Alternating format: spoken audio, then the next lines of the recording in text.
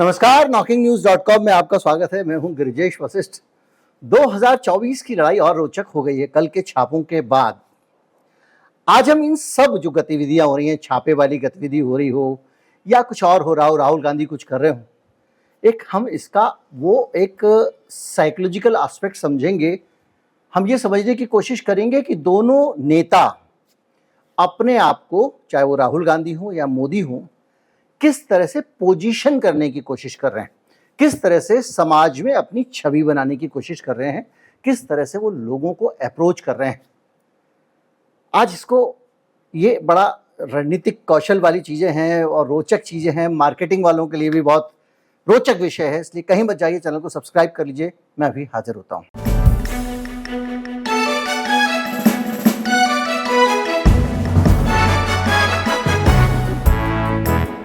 PM Modi की जो छवि है, दरअसल वो जिस राज्य से आते हैं उस राज्य में हीरो वर्शिपर लोग हैं, वहाँ काम धंधा करने वाले, काम काज में बिजी रहने वाले लोग हैं। और जो हम लोग कहते हैं ना कि भगत सिंह पड़ोस के घर में हो, उस मानसिकता के जो लोग होते हैं, तो वहाँ जो व्यापारी है वो अपने व्यापार और दूसरी चीज़ों से समय निकालना नहीं चाहता है और किसी पचड़े में पड़ना भी नहीं चाहता। उसको एक ऐसा आदमी चाहिए जो हृष्ट पुष्ट मजबूत हो, तगड़ा हो और उसके लिए काम करे। तो जब आप ये बात करते हैं तो गुजरात से मोदी निकल के आते हैं, क्योंकि मोदी उनका ख्याल रख सकते हैं, बहुत बलिष्ठ हैं, बहुत तेज हैं, उनके पास वो अमित शाह जैसे दिमागदार आदमी हैं और वो जो चाहें वो कर सकते हैं। उनके पास वो हुनर है, वो कौशल है, यानी कुल मिला के एक ऐसा वीर बहादुर आदमी जो चाहे कर सकता है। ये उसकी ताकत है और इसी ताकत के कारण एक गुजरात का आदमी या और भी बहुत सारे राज्य हैं, जैसे राजस्थान का भी एक हिस्सा ऐसा है, मध्य प्रदेश का भी है, वो चाहता है कि भाई ये आदमी ठीक है, ये हमारा ध्यान रखेगा, हमारी हिफाजत करेगा, तो इसको हम लगा देते हैं काम पे। कौन झंझट में पड़ेगा रोज रोज काम धंधा छोड़ के, हम क्यों रैली में जाएं, हम क्यों प्रदर्शन में जाएं, ये है ना, सब संभाल लेगा। फिर वो अपने आप को आपके साथ कनेक्ट करता है किसी न किसी एक सूत्र के साथ में, चाहे वो धर्म का सूत्र हो सकता है या किसी और का, गुजराती का, गुजरात स्वाभिमान का, वो आपको उसके साथ कनेक्ट करता है और फिर आप उस आदमी के हो जाते हैं। ये एक गुजरात से रणनीति निकल के आई। जब ये देश भर में आई तो आप गुजराती स्वाभिमान की जगह भारत के स्वाभिमान की बात होने लग गई। और इसमें भी एक ऐसा व्यक्ति जो बहुत वीर है, दबंग है और जिसको आप ये मानते हो कि वो कुनबे की सेवा कर सकता है। धारावी वगैरह में, दूसरी जगहों पे जो इस तरह की बस्तियां हैं जिसके बारे में हम फिल्मों में देखते हैं, एक दादा होता है, दादा। उस दादा भाई को लोग पैसे देते हैं, इसलिए पैसे देते हैं कि ये दादा हमारे को बचाएगा, जब बाहर से कोई दिक्कत आएगी दादा बचाएगा। उसी तरह का एक मोदी का स्टेचर है, उनको लोग एक मजबूत और बहादुर सेवियर के तौर पे देखते हैं, रक्षक के तौर पे। तो क्या होता है कि जब इस तरह के लोग आते हैं तो उसके साथ में वो अपनी छवि को और स्ट्रांग बनाने की कोशिश करते हैं। हमारी टक्कर में कोई नहीं है, मेरे बगल में अगर भ्रष्ट आदमी बैठ जाए तो मेरे ताप से जल जाएगा। ये डायलॉग, ये मोदी की उस महानता को बखान करता है जो वो खुद बोल रहे हैं। मैं चिमटे से भी ऐसी चीजों को, लोगों को जिसके भी संदर्भ में का छूना पसंद नहीं करता हूं। ये कुछ चीजें, मोदी डरता नहीं है, सबको जेल में डालूंगा, भोपाल में खड़े होकर कह रहे थे, याद कीजिए। ये जो चीजें होती है ना, ये आपको एक सेंस ऑफ प्रोटेक्शन देती है, भाई ये आदमी हमारी रक्षा करेगा। और फिर वो कहता है कि मैं आपकी कम्युनिटी का आदमी हूं, आपकी कम्युनिटी के लिए बना हुआ हूं। वो कुछ ऐसे काम भी कर देता है जो भले ही जायज ना हो, लेकिन आपकी कम्युनिटी के लिए किए हैं तो आप उसको मानते हैं ये हमारा आदमी है। तो ये एक इमेज बिल्डिंग का मोदी का स्टाइल हुआ कि लोग उसके साथ कनेक्टेड महसूस करते हैं और ये मानते हैं कि ये हमारा रक्षक है। और उस रक्षक के साथ में होता ये है कि अब वो रक्षक जो है वो बहुत सारे ऐसे काम करने लगता है कि जिससे वो रक्षक दिखता रहे। जैसे कल पत्रकारों को उठा लेना, अभी तक नहीं पता उनको कि इनके खिलाफ आरोप क्या है, ले गए उठा के, उनके कंप्यूटर जब्त कर लिए, सब कर लिए। तो वो एक दिखाना कि देखा मेरे अंदर ताकत है, बहुत मेरी आलोचना करते थे, इनको मैं ठीक कर सकता हूं। इसी तरह से अलग अलग मौकों पे संजय सिंह को, मनीष सिसोदिया को डाल दिया, अरविंद केजरीवाल को जो कुछ संभव हो चुका उसकी सारी पावर छीन ली, उसके सारे नेताओं को जेल में एक एक करके डाल दिया, उनके नेताओं पर रेड डाल रहा है। इससे पहले पिटाई, लड़ाई झगड़ा, घूसे, लात, टमाटर, स्याही सब करवा दिया था आम आदमी पार्टी वालों को, याद कीजिए। तो ये सारी चीजें जो है ना, मोदी को एक लार्जर देन लाइफ हीरो की इमेज देती हैं। अब इस इमेज को आप कैसे काटेंगे? इसको काटने के लिए आप या तो इससे बड़ा हीरो लाएं, लेकिन बड़ा हीरो साबित करने के लिए बहुत जरूरी है कि वो हीरो उठा के पहले अखाड़े में, चंदन चाचा के बाड़े में इनको जोर से पटखनी दे। तो वो पटखनी आसान तो है नहीं, लेकिन कुछ फ्रंट ऐसे हैं जिन पे अगर ये हीरो हारता है तो लोग मानने लगेंगे कि ये इनविंसिबल नहीं है, इसे भी हराया जा सकता है। और जो फैन फॉलोइंग है, जिसको हम मजाक में चिढ़ाने के लिए भक्त कह देते हैं, उसके मन में जब तक इस हीरो के अजय होने की छवि है, इसका कोई कुछ नहीं बिगाड़ सकता। अब आते हैं इसकी काट पे। राहुल गांधी इसकी काट कैसे ढूंढता है और वो क्या स्ट्रेटजी अपनाई जा रही है जिसके जरिए इसको काटा जा रहा है। एक तरफ क्रूर इमेज है, वो किसी को नहीं, जो आदमी रास्ते में आता है उसको ठिकाने लगा देता है, जो रास्ते में आता है उस सबको एकदम से। आप कीजिए, पुरानी जो हमारी माइथोलॉजी में जो बड़े बड़े राक्षस होते थे, जो बड़े बड़े राजा होते थे, चाहे वो राजा बलि हो, चाहे वो रावण हो या कंस हो, वो सब बहुत बहुत बलशाली थे और बहुत क्रूर भी थे। लेकिन उनका मुकाबला करने के लिए जो भगवान आए, उनकी इमेज क्या थी? भगवान राम बेहद सौम्य, सरल, हमेशा इस मुद्रा में। ये तो अभी विश्व हिंदू परिषद वालों ने तीर कमान वाले राम बना दिए, पहले ऐसे थोड़ी होते थे। पीछे हाथ में एकदम बढ़िया सा कुछ, कभी किसी में कुछ, पीछे एक गोल गोल आभा मंडल उनका, और सरल विनम्र व्यक्ति। केवट बोलने लगा, भाई पैर धोऊंगा तब बैठने दूंगा नाव में, ठीक है भैया धो लो। इस तरह से किसी को भी गले लगाने वाले, बान, बंदर, भालू, सबसे दोस्ती कर ली। एक ऐसा परसेप्शन हीरो वाला जो हमारी इंडियन, जो हमारी भारतीय जो माइथोलॉजिकल समझ है, उसके हिसाब से ऐसे बलशाली को हरा सकता है। अब एक ये वीडियो देखिए। दिल्ली मेट्रो में राहुल गांधी जा रहे हैं, जाते मोदी जी भी हैं, कुछ स्टिल फोटो आते हैं, उनके बगल में कुछ लोग बैठे होते हैं। निश्चित तौर पे राहुल गांधी की सिक्योरिटी और मोदी की सिक्योरिटी में बहुत ज़मीन आसमान का अंतर है। फिर भी राहुल गांधी की सिक्योरिटी इतनी कम भी नहीं है कि वो मेट्रो में लोगों से एकदम सहज तरीके से बात कर सकें, लेकिन वो करते हैं। वहाँ पे उनको एक लड़की मिलती है जो बताती है कि उसके पास में पिल्ला है, एक पिल्ला, और उस पिल्ले को लेकर राहुल गांधी जाते हैं गोवा हवाई जहाज में बैठ के, और वो जो एक्स्ट्रा पिल्ला उसकी बहन के पास है, उसे वीडियो पे कॉल करके उस पिल्ले को लेके आते हैं और अपनी माँ को गिफ्ट करते हैं। ये वीडियो देख लीजिए, आज ही आया है। इसके बाद हम आगे बढ़ते हैं। Hello, how are you? Now, 20 years, 23 years. Guys. There's only one girl? Yeah, one girl and one boy. This is the best therapy.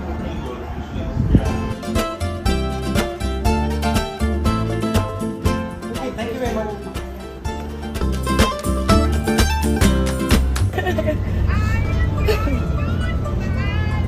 Okay, Naina, my sister is, she was her phone. And she's been going crazy about it, guys. She does. When somebody's come. Thank you. No, sir. Okay, let's go. I'm going to put it in here. You cover her the last minute.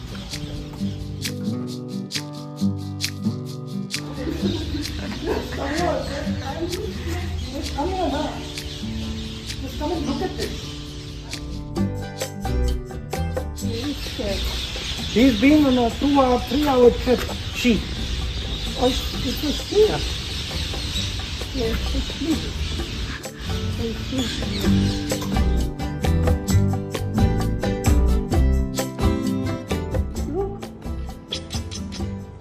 अब ये जो पिल्ला है जिसको बहुत प्यार से राहुल गांधी लेकर आए हैं, अपनी मां को गिफ्ट किया है,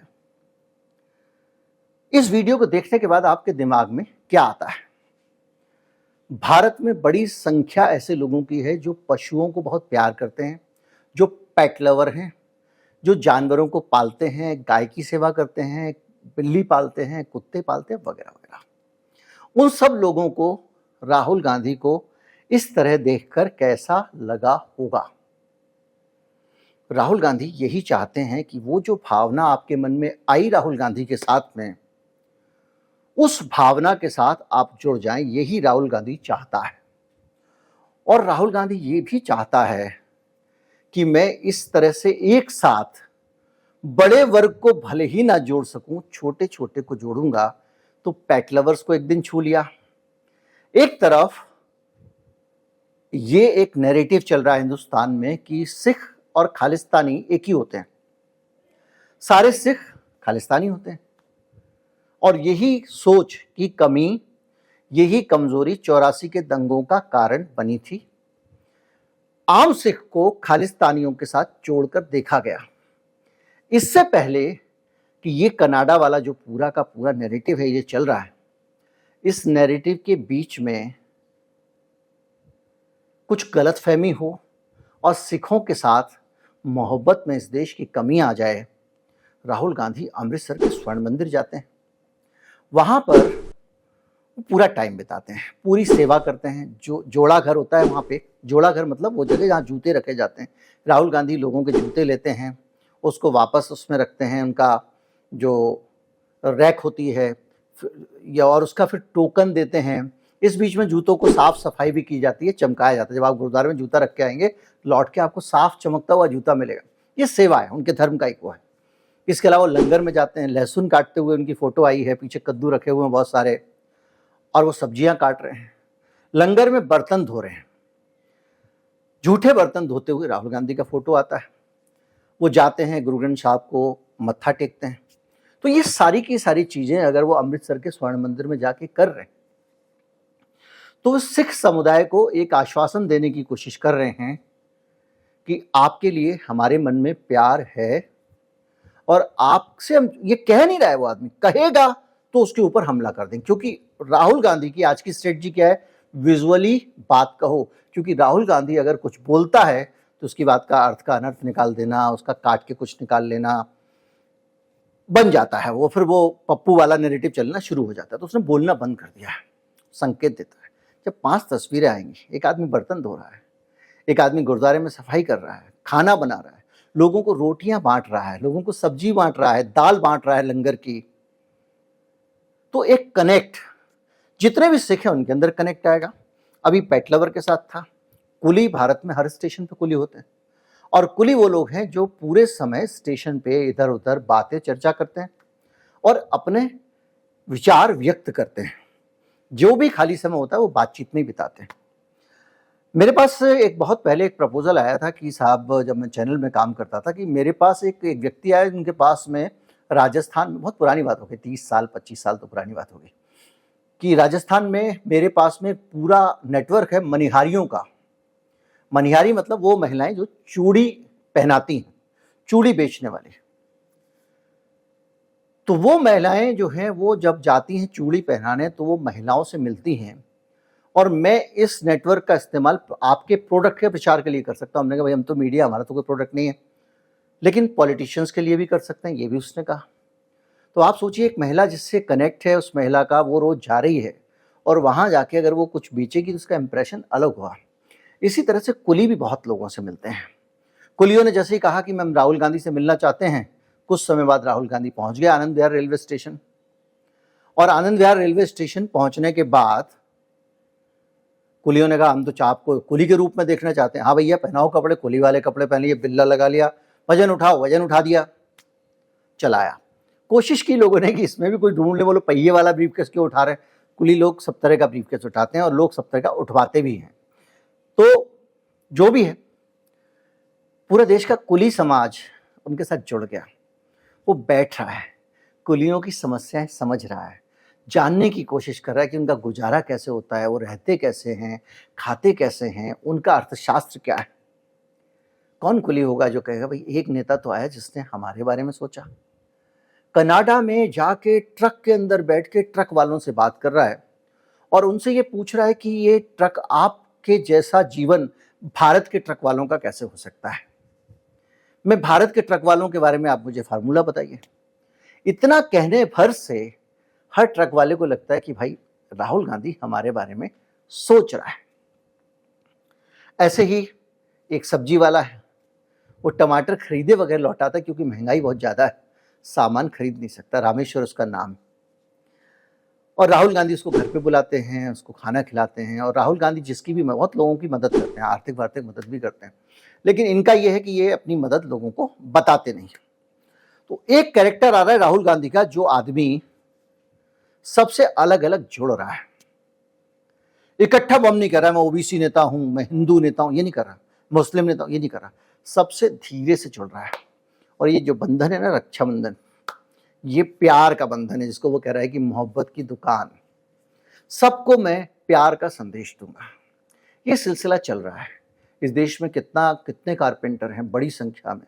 वो जाता है पूरा दिन दिल्ली के कीर्ति नगर में कारखाने पे लगाता है और लगाने के बाद शाम तक बच्चों के पढ़ने की एक टेबल तैयार करके वहां से हटता है।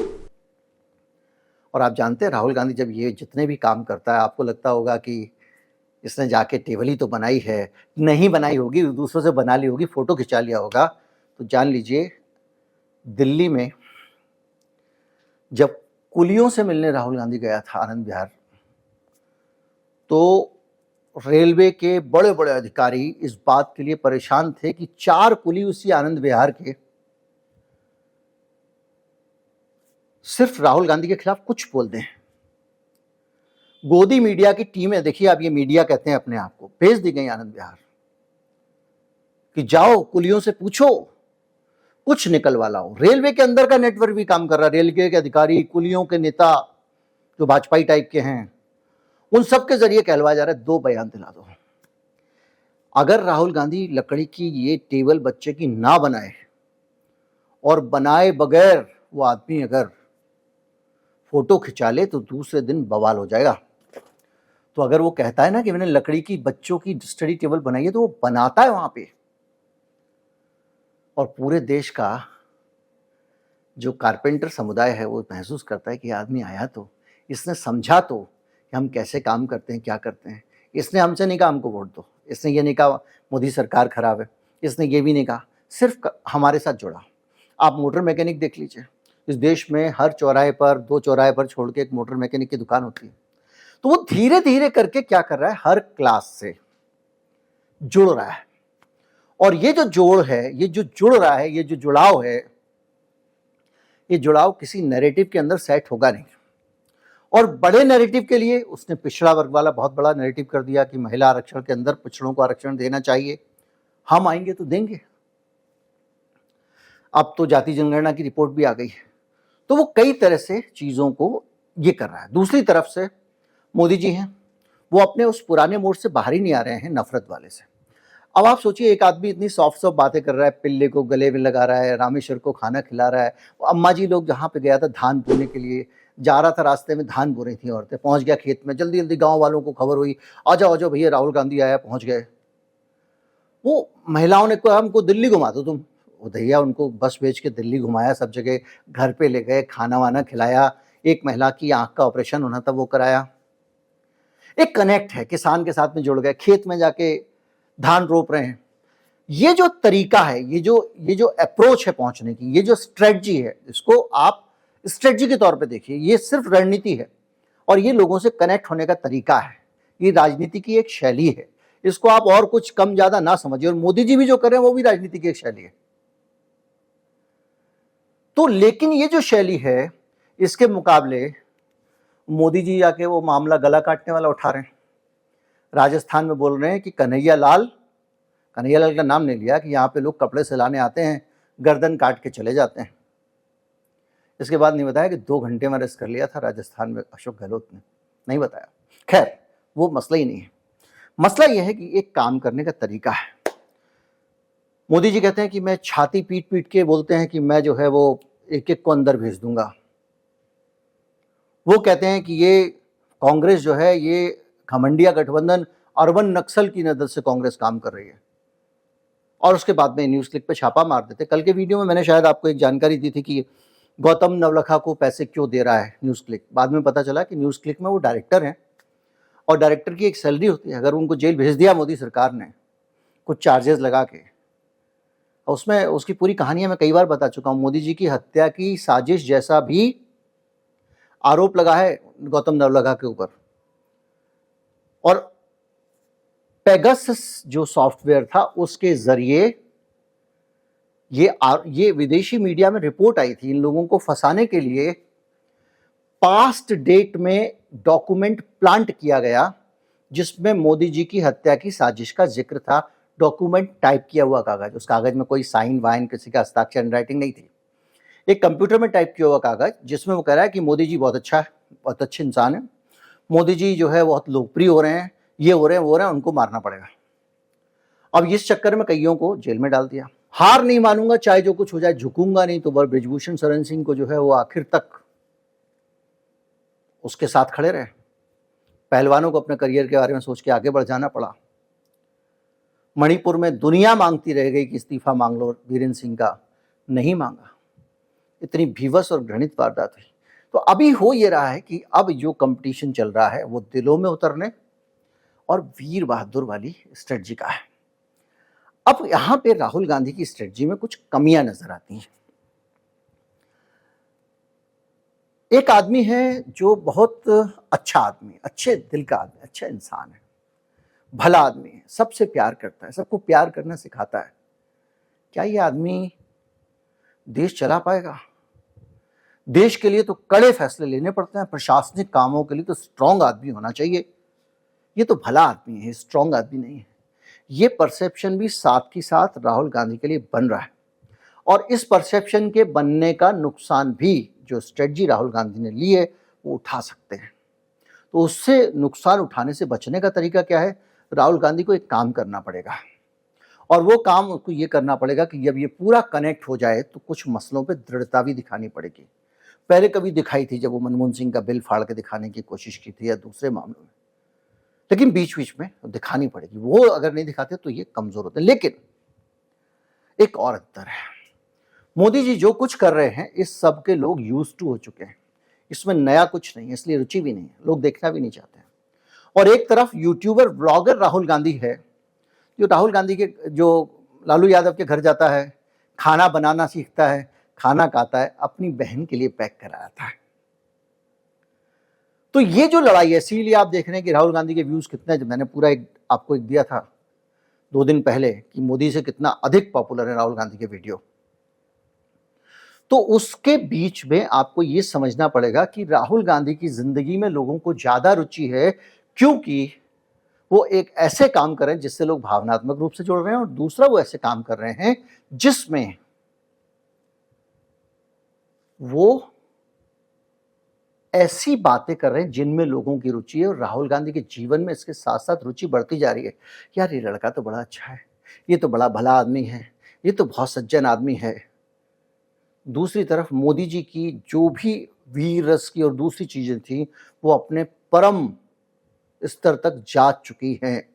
उनके अगर आप क्रूर कहें तो क्रूरतम रूप को ये देश देख चुका है, अगर आप वीर कहें तो उनके वीरतम रूप को देख चुका है। इससे बड़ी वीरता अब दिखाने का इसको बचता नहीं है। तो ये जो स्ट्रेटजी है दोनों की, ये स्ट्रेटजी आने वाले 2024 के लिए धीरे धीरे दोनों की एक छवि बना रही है। अब इस देश के लोग किस छवि के साथ जाना चाहेंगे, किसको पसंद करना चाहेंगे, कौन सा फार्मूला कारगर है, कौन सी छवि अच्छी है, कौन सी स्ट्रेटजी अच्छी है, इसके आधार पर आने वाला समय तय होगा। लेकिन जो भी है, राहुल गांधी जिस तरीके से काम कर रहा है वो तरीका धीरे धीरे आगे बढ़ने वाला है। और इस तरीके में किसी आदमी के लिए भी रोकने का कोई स्कोप नहीं है। ये पदयात्रा है। अगर ये गाड़ी होती तो सड़क पे आप लट्ठे डाल देते, कुछ लट्ठे डाल देते, लकड़ी के खड्डे खोद देते, कुछ भी करते थे, लेकिन पैदल यात्रा है, इसको रोकना बहुत मुश्किल है। और ये धीरे धीरे करके अभी तो शुरुआत हुई है। जब राहुल गांधी के 50 वीडियो पूरे होंगे तब तक इस देश में राहुल गांधी का परसेप्शन एकदम बदल चुका होगा। और दूसरी तरफ कठोर, कठिन, गलत, सही कैसे भी फैसले लेकर अड़े रहने वाले आदमी का एक व्यक्तित्व है, और वो उस व्यक्तित्व के सामने राहुल गांधी ज़्यादा बिकते हैं, वो ज़्यादा बिकता है, ये देश का जनमानस ही बता सकता है, अपन कुछ नहीं बता सकते।